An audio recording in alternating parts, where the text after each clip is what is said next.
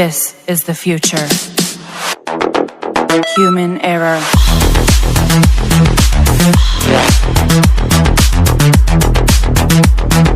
Evolution.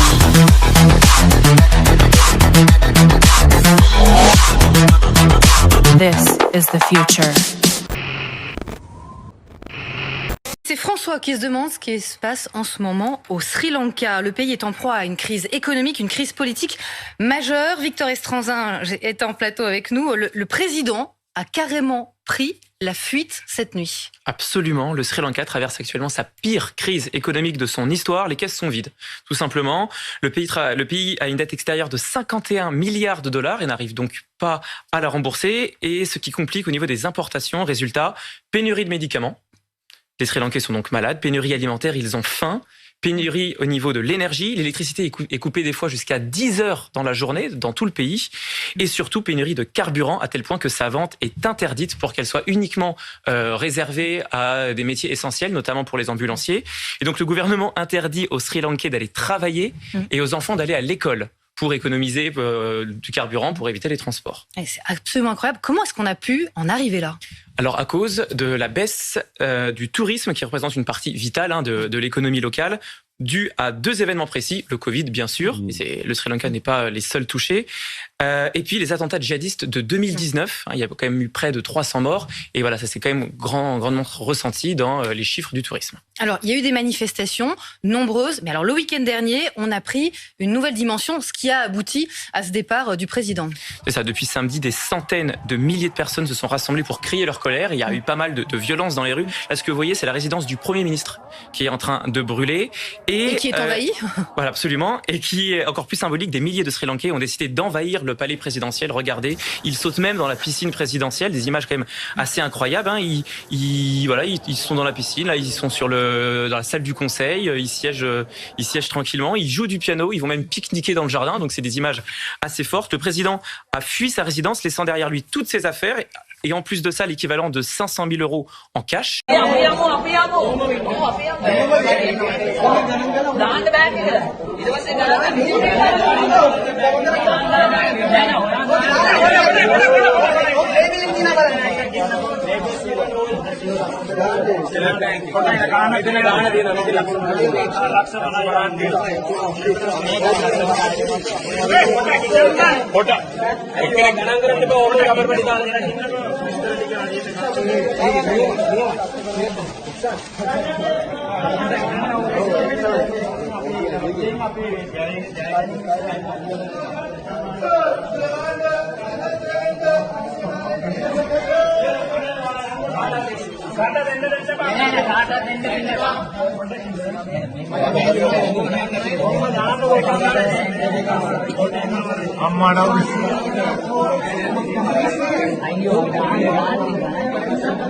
Les manifestants ont donné l'intégralité de ces 500 000 € aux policiers pour montrer qu'ils ne sont pas là pour voler le président, mais uniquement pour le pousser à la démission. Et c'est chose faite, le président a démissionné. Et en attendant, c'est le Premier ministre qui va diriger le pays par intérim. On voit, ça c'était ce matin, ça ravit pas les Sri Lankais de savoir que le Premier ministre, qui est selon eux corrompu, dirige le pays. La situation reste très très très compliquée. Selon les dernières informations, le nouveau bureau du Premier ministre aurait été attaqué par les manifestants. Ce matin, envahi de nouveau par les manifestants et on n'a absolument aucune date d'éventuelles élections. On continuera bien sûr à suivre ce dossier sur BFM. Merci Victor.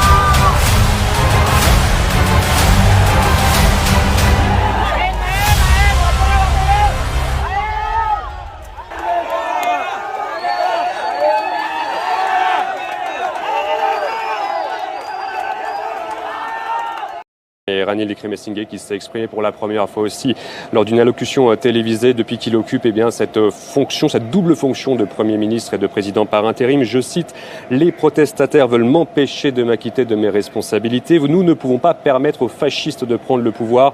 Des mots extrêmement durs adressés donc aux milliers de manifestants qui ont pris d'assaut les bureaux du Premier ministre un peu plus tôt dans la journée.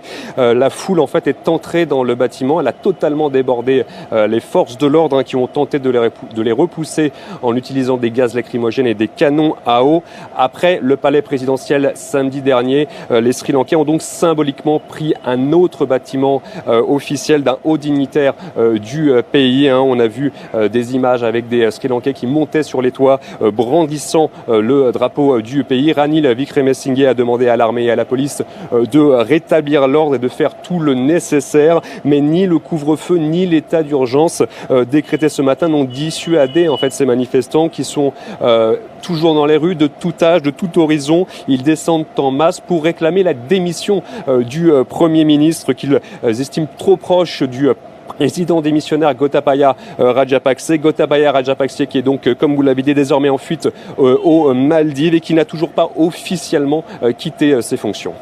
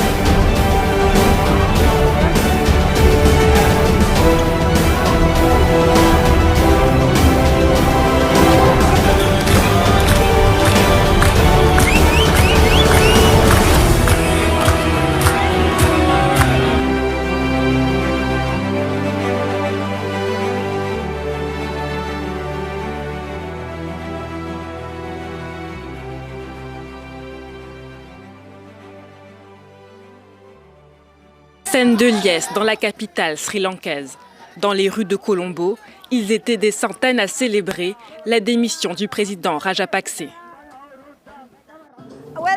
Eh bien, il y a un esprit de fête en ce moment. Je pense que la foule présente ici est très heureuse de cette décision. Un départ confirmé vendredi matin par le Parlement sri-lankais. La lettre de démission du président Rajapakse, envoyée par mail après son arrivée à Singapour, a été validée. J'ai reçu la démission du président Gotabaya Rajapakse, conformément à l'article de la Constitution de la République socialiste démocratique de Sri Lanka. En conséquence, le président a légalement démissionné de la présidence.